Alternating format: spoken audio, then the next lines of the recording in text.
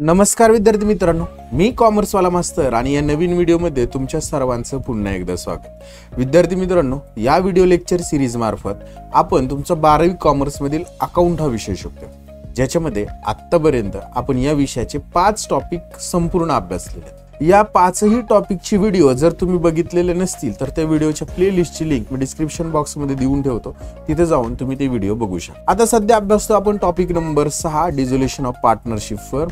याच्यामध्ये आत्तापर्यंत आपण या टॉपिकची थिअरी, सॉल्व प्रॉब्लेम अभ्यासलेले आहेत. अनसॉल्व प्रॉब्लेम 10 अभ्यासलेले आहेत. आज 11वा अभ्यासणार आहे. तर हे थिअरी, सॉल्व, अनसॉल्व प्रॉब्लेमचे व्हिडिओ जर तुम्ही बघितलेले नसतील तर त्या व्हिडिओची लिंक देखील मी डिस्क्रिप्शन बॉक्समध्ये देतो, तिथे जाऊन तुम्ही ते बघू शकता.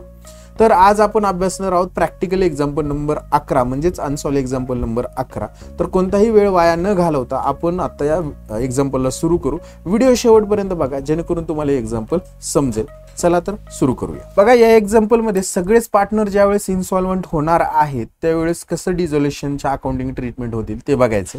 ज्यावेळेस मी तुम्हाला सांगितलं होतं सगळे पार्टनर इन्सॉल्वंट होतात त्यावेळेस ज्या लॅबिलिटी आपण रिअलायझेशनला ट्रान्सफर करतो, कोणत्या लॅबिलिटी? थर्ड पार्टी लॅबिलिटी, म्हणजे ट्रेड क्रेडिटर्स, लोन, या ज्या थर्ड पार्टी लॅबिलिटीज त्या ट्रान्सफर न करता त्यांचे आपल्याला सेपरेट अकाउंट तयार करायचे असतात. म्हणजे ट्रेड क्रेडिटर्स अकाउंट तयार करणार, लोन अकाउंट तयार करणार आणि त्यांचा बॅलन्स त्यांच्या त्या अकाउंटला आपण ट्रान्सफर करून ठेवणार. तर असं आपण काय करतो, ज्या वेळेस आपल्याला सगळेच पार्टनर इन्सॉल्वंट असतील त्यावेळेस ते करावं लागतं. तर सुरुवातीला आता एक्झाम्पल समजून घेऊ काय सांगितलंय ते आणि त्याच्यानंतर सॉल्व्ह करायला सुरुवात करूया. बघा, फर्स्ट रीड करतोय आपण. त्याच्यामध्ये following is the balance sheet as on 31 March 2019 of A firm 3 equal partners. म्हणजे त्यांचा प्रॉफिट शेअरिंग रेशो काय इक्वल आहे. 3 कोण आहेत? प्रीती, प्रिया आणि प्राची, या 3 पार्टनर आहेत आणि त्यांचा कॅपिटल बॅलन्स दिलेला आहे. आपण हा कॅपिटल अकाउंटच्या क्रेडिटला ट्रान्सफर करणार. क्रेडिटर्स ते अकाउंट तयार करणार, त्याच्या क्रेडिटला बॅलन्स ट्रान्सफर करणार. लोनच्या बाबतीत त्यांनी सांगितलंय सिक्युअर्ड बाय मशिनरी, म्हणजे लोन ज्यावेळेस आपण घेतले त्यावेळेस तारण काय दिले? त्यासाठी मशिनरी दिलेले. म्हणजे ज्यावेळेस आपण मशिनरी विकू त्यावेळेस हे लोनचे पैसे पहिल्यांदा पेड करायचे. तर बघा, क्रेडिटर्स दिलेले आहेत, ते क्रेडिटर्सच्या क्रेडिटला लोन सुद्धा लोन अकाउंट तयार करणार त्याच्या क्रेडिटला. त्या मशिनरी, फर्निचर, स्टॉक या सगळ्या ज्या असेट आहेत या आपण कुठे ट्रान्सफर करणार? रिअलायझेशन अकाउंटच्या डेबिटला. कॅशचा जो बॅलन्स आहे तो कॅश अकाउंट तयार करणार त्याच्या डेबिटला. आणि प्रॉफिट लॉस अकाउंट दिलेले, म्हणजे हा लॉस आहे हा कॅपिटल अकाउंटच्या डेबिटला ट्रान्सफर करावा. आणि ऍडजस्टमेंट मध्ये बघा काय सांगितले त्यांनी, the firm was dissolve due to the insolvency of all partners. सगळे पार्टनर इन्सॉल्वंट झाले म्हणून फर्म डिझॉल्व होते.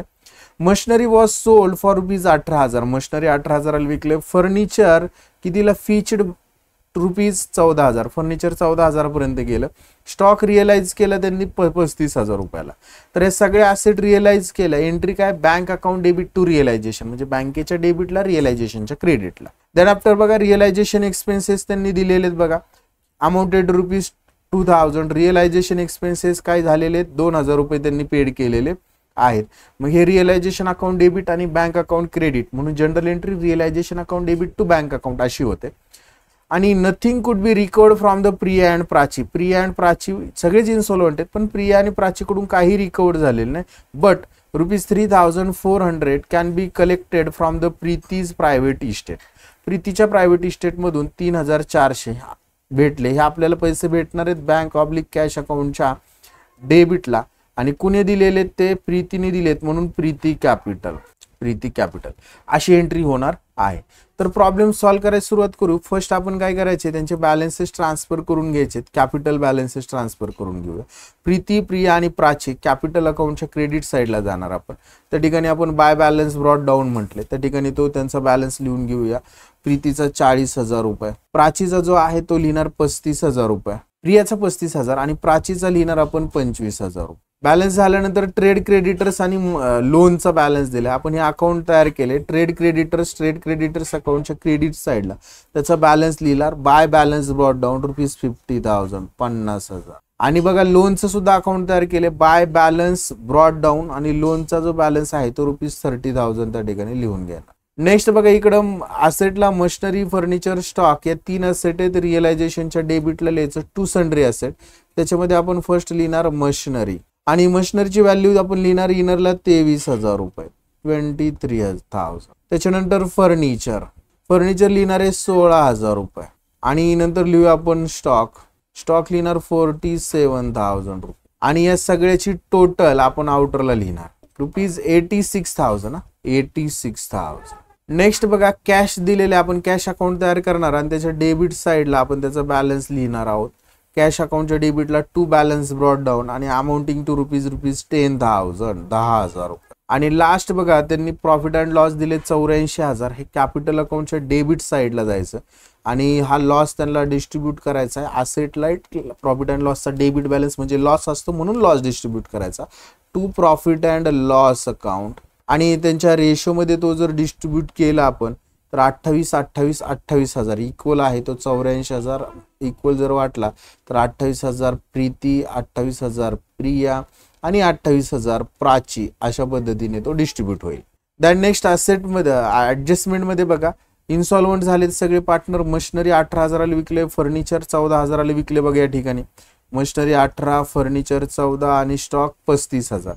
तर याची एंट्री काय bank account debit to realisation म्हणजे रिअलायझेशनच्या क्रेडिटला आपण पहिल्यांदा लिहिणार by bank oblique cash account. त्याला फर्स्टली आपण अंडरलाईन करू आणि त्याच्यामध्ये आपण पहिल्या पार्टनरचं नाव लिहून घेऊ. पहिला पार्टनर आपले पहिली असेट कोणती तर त्यांनी पहिली असेट विकलेली आहे मशिनरी 18,000 रुपयाला. दॅन नेक्स्ट बघा फर्निचर विकले, फर्निचर लिहून घेऊया. फर्निचर रुपीज 14,000 रुपये 14,000. मशिनरी लिहून घेतलं त्याच्यानंतर फर्निचर लिहून घेतलं आणि स्टॉक 35,000 रुपये स्टॉक सुद्धा लिहून 35,000. आणि या तीनही ॲसेट विकून जे पैसे येतील त्या अमाऊंट कॉलम मध्ये आउटरला लिहिणार आपण रुपीज 67,000 67,000 रुपये. एवढे पैसे भेटणार आहेत बँक अकाउंटच्या डेबिटला टू रिअलायझेशन अकाउंट. अमाऊंट लिहिणार 67,000 67,000. नेक्स्ट पुढे जाऊया. त्यांनी पुढे बघा स्टॉक रिअलाइज झाल्यानंतर रिअलायझेशन एक्सपेन्सेस 2,000 आहेत ते रिअलायझेशनच्या डेबिटला to cash oblique bank account कंसात एक्सपेन्सेस आणि अमाऊंट लिहिणार रुपीज 2,000 2,000. ही इकडे डेबिटला आहेत. पार्टनर्स कॅपिटल अकाउंटच्या कुठे लिहिणार आपण क्रेडिटला कॅशच्या कुठे लिहिणार क्रेडिटला बाय रिअलायझेशन अकाउंट. अमाऊंट लिहिणार रुपीज 2,000 2,000 रुपये. दॅन नेक्स्ट बघा nothing record from Priya and Prachi. Priya and प्राचीकडून काहीच पैसे भेटले नाहीत पण 3,400 कोणाकडून भेटलेत प्रीतीकडून भेटलेत. बँक अकाउंटच्या डेबिटला लिहायचं टू प्रीती कॅपिटल. अमाऊंट लिहिणार 3,400 रुपये आणि प्रीती कॅपिटलच्या क्रेडिटला लिहिणार आपण bye bank oblique cash account आणि प्रीतीच्या कॉलम मध्ये लिहिणार 3,400. बाकी दोघींकडून काही भेटलं नाही डॅश. आता झालेले क्लोज करायला सुरुवात करूया. फर्स्टली आपण रिअलायझेशन अकाउंट क्लोज करू. रिअलायझेशनचा जर अंदाज घेतला तर डेबिटची टोटल जास्त आहे ती येते 88,000 रुपये. तीच लिहिणार आपण क्रेडिटला 88,000 आणि त्यामधून या सगळ्या वरच्या अमाऊंट जर वजा केलं म्हणजे 67,000 जर वजा केले तर आपल्याला भेटणारे 21,000 रुपये 21,000. 88 मधनं 67 गेले 1 2 3 आणि 4. चौथ्या लाईनला लिहिणार आपण कोण आहे आपले बाय पार्टनर्स कॅपिटल अकाउंट. हा जो लॉस आहे रिअलायझेशनचा तो पार्टनर्स मध्ये वाटायचा म्हणून त्यांच्या कॅपिटलला तो ट्रान्सफर करणार असतो म्हणून त्या ठिकाणी लिहायचं बाय पार्टनर्स कॅपिटल अकाउंट. आणि त्याच्यामध्ये पहिली पार्टनर आहे प्रीती. मग आता 21,000 जर इक्वली डिस्ट्रीब्यूट केले तिघींनाही तर 7,000 प्रीतीला येतील. त्याच्यानंतर प्रियाला सुद्धा 7,000च येणार आहे आणि प्राचीला सुद्धा 7,000 येणार आहे. असे टोटल आपण दाखवणार आहोत 21,000 आउटर. हा इकडे क्रेडिटला आहे लॉस. पार्टनर्स कॅपिटलच्या डेबिटला लिहायचं टू रिअलायझेशन अकाउंट आणि अमाऊंट लिहिणार प्रत्येकाची 7,000. प्रत्येकाच्या कॉलम मध्ये 7,000 आणि 7,000. आणि आता पार्टनर्स कॅपिटल क्लोज करायला सुरुवात करायची. बघा इकडं 28 आणि 7 टोटल झाले 35,000. सगळ्यांच्या मला वाटतं याची 35,000 आहे. आता आधी प्रीतीची करू. 28 आणि 7 35 आणि इकडे 40 आणि 3 43 म्हणजे क्रेडिटची टोटल जास्त आहे 43,400 रुपये.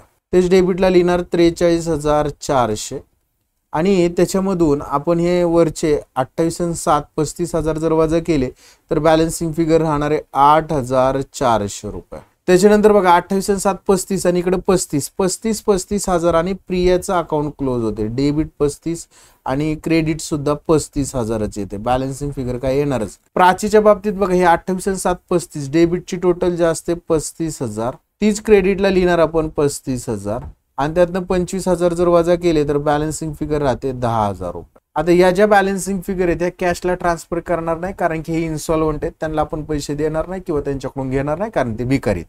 मग यांच्या ह्या बॅलन्सिंग फिगर ट्रान्सफर कुठं करायच्या? डेफिशियन्सी अकाउंटला करायच्या. त्याच्यामुळे याला लिहिताना लिहिणार आपण बाय डेफिशियन्सी. प्राचीची जी क्रेडिटला आहे तिथं बाय डेफिशियन्सी अकाउंट, आणि प्रीतीची डेबिटला ती पण डेफिशियन्सीच म्हणणार, टू डेफिशियन्सी अकाउंट. बघा इकडे डेबिटची प्रीतीची डेफिशियन्सी अकाउंट आपण तयार केले, त्याच्या क्रेडिट साईडला लिहिणार बाय प्रीती कॅपिटल, आणि त्याची अमाऊंट लिहिणार आपण 8,400 रुपये. त्याच्यानंतर आपण बघा या ठिकाणी 10,000 कोणाची? प्राचीची क्रेडिटला आहे, म्हणजे डेफिशियन्सी अकाउंटच्या डेबिटला टू प्राची कॅपिटल, अमाऊंट लिहिणार ₹10,000, 10,000.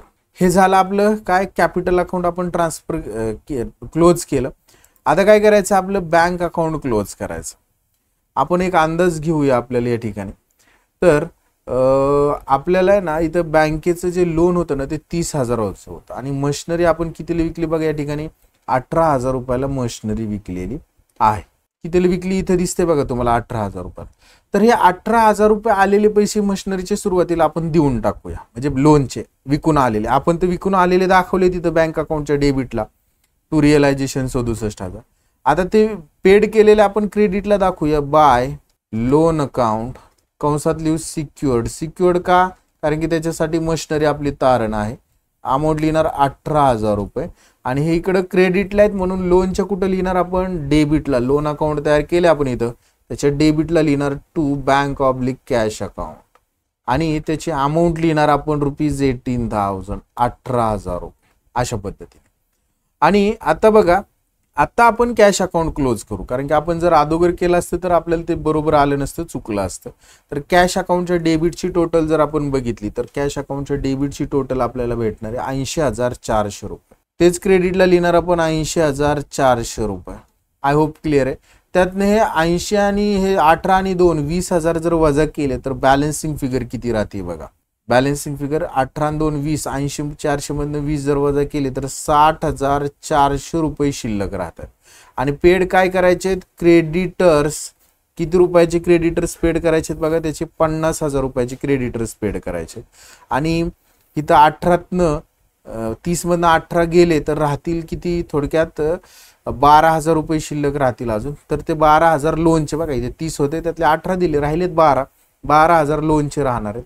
म्हणजे थोडक्यात आता आपल्याला इथं बघा 50,000 रुपये क्रेडिटर्स आणि लोनचे किती आहेत? 12,000 रुपये पेड करायचे, बरोबर. 50 आणि 12 62,000 टोटल होती, आणि आपल्याकडे आहेत 60,400 रुपये. तर आता करायचं काय? मग हे प्रो राटा बेसिसने काय करायचे? पेड करून टाकायचे. पेड करत असताना बघा आता क्रेडिटर्सला आपल्याकडे टोटल किती आहेत? 60,000 रुपये आहेत, बरोबर ना. मग आपण काय करणार? 60,000 भागिले, आता ह्या दोघांची मिळून किती? 50 आणि 12 62,000. 60,000 भागिले 62,000 गुणुले त्याला द्यायचे 50 म्हणून 50,000 करणार. तर त्याच्या हिस्साला तिथं येणार आहेत ₹48,710. कॅल्क्युलेशन अवघडपणे करावंच लागणार. आणि तर लोनच्या बाबतीत सुद्धा तसंच बघा. टोटल आपल्याकडे किती आहेत बघा? टोटल बेरीज इथे 60,400 लिहावर काय? 60,400 रुपये. त्या दोघांची बेरीज किती आहे? 62,000. देण्याची एकूण रक्कम 62, आणि त्यातले 12,000 रुपये आपण त्याला गुणुले करणार. तर त्याच्या हिस्साला येणार आहेत त्या ठिकाणी 11,690 रुपये. तर या दोन अमाऊंट ह्या वर्किंग वाटलं तर कुठेतरी लिहून ठेवा. त्यांच्या बॅलन्स रेशोमध्ये या दोन्ही अमाऊंट जर आपण डिस्ट्रीब्यूट केल्या तर आता या ठिकाणी आपल्याला काय लिहावं, काय लागणार आहे ते मी सांगतो. या ठिकाणी आपल्याला फर्स्ट लिहिणार आपण क्रेडिटर्स, आणि त्याची अमाऊंट बघा किती देणार आपण? 48,710 रुपये. आणि बाय लोन ह्याच्यासाठी काही तारण नव्हतं म्हणजे अनसिक्युअर्ड, आणि त्याची अमाऊंट लिहिणार आपण 11,690 रुपये. आणि मग हे आपलं कॅश अकाउंट आहे ना ते 80,400 रुपयांनी क्लोज झालं. हे इकडे बघा बाय क्रेडिटर्स बाय लोन म्हटलं, इकडे कुठं लिहिले आपण? क्रेडिटला लिहिले. आपण काय करणार? आपल्या पार्टनर्स कॅपिटल ज्या आपलं पार्टनर्स कॅपिटलचं म्हणतोय क्रेडिटर्स आणि लोन अकाउंटच्या इकडे क्रेडिटला तिकडे डेबिटला लिहावं लागेल. ट्रेड क्रेडिटर्सच्या डेबिटला लिहायचं to bank oblique cash account. Amount लिहिणार 48,710, आणि इथे सुद्धा to bank oblique cash account loan मध्ये सुद्धा अमाऊंट लिहिणार 11,690. आणि आता हे क्लोज करूया. बघा क्रेडिटची टोटल जास्त आहे 50,000, तेच डेबिटला लिहिणार 50,000. त्यातनं 48,710 रुपये जर वजा झाले तर 1,290 रुपये राहील. याला लिहायचं आपण टू डेफिशियन्सी अकाउंट. याला काय लिहिणार? To deficiency account. आणि हे 1,290 आपल्या डेफिशियन्सी अकाउंटच्या कुठे लिहिणार? क्रेडिटला, बाय क्रेडिटर्स अकाउंट 1,290 रुपये. त्याच्यानंतर आपण काय करूया? लोन अकाउंट क्लोज करू. लोनचं बघा मी थोडंसं स्क्रोल करून वर घेतो म्हणजे तुम्हाला ते व्यवस्थित विजिबल असेल. क्रेडिटची टोटल आहे 30,000 रुपये. 30 डेबिटला लिहिणार आपण ₹30,000 आणि त्यातने 18 आणि 11 690 जर वजा झाले तर आपल्याला बॅलन्सिंग फिगर राहणार आहे 310 रुपये. याला म्हणणार आपण टू डेफिशियन्सी अकाउंट. आणि हे 310 रुपये आपण ट्रान्सफर करणार आहोत आपल्या डेफिशियन्सी अकाउंटच्या क्रेडिटला बाय लोन अकाउंट. अमाऊंट लिहिणार ₹310. आणि आत्ता काय करायचं? आपल्याला हे डेफिशियन्सी अकाउंट क्लोज करणार. डेबिटची टोटल बघा 10,000 आहे. क्रेडिटला येते का 0 9 1 10 हातचाला 1 5 6 आणि 4 10 पुन्हा हातचाला 1 8 आणि 1 9 1 10 म्हणजे 10,000 रुपयांनी या प्रॉब्लेमचं डेफिशियन्सी अकाउंट काय झालं? क्लोज झालं. सगळे पार्टनर इन्सॉल्वंट असताना आपल्याला काय करावं लागतं? लॅबिलिटीचे अकाउंट तयार करावं लागतात. ते क्लोज करून त्यांचा बॅलन्स डेफिशियन्सीला घ्यावा लागतो. डायरेक्ट आपण ते पेड करू शकत नाहीत. जेवढे पैसे असतील तेवढे देण्याचा प्रयत्न केला. हा प्रॉब्लेम संपलेला आहे. आय होप विद्यार्थी मित्रांनो हे एक्झाम्पल तुम्हाला व्यवस्थित समजलेलं असणार आहे. समजलेलं असेल तर व्हिडिओला लाईक करा. तुमच्या वर्ग मित्रांपर्यंत व्हिडिओ शेअर करायला विसरू नका. आज आपण इथंच थांबूया. नेक्स्ट व्हिडिओमध्ये आपण शेवटचं एक्झाम्पल अभ्यासणार आहोत आणि हा आपला टॉपिक संपेल. तर आज थांबूया. सर्वांना बाय. Take care.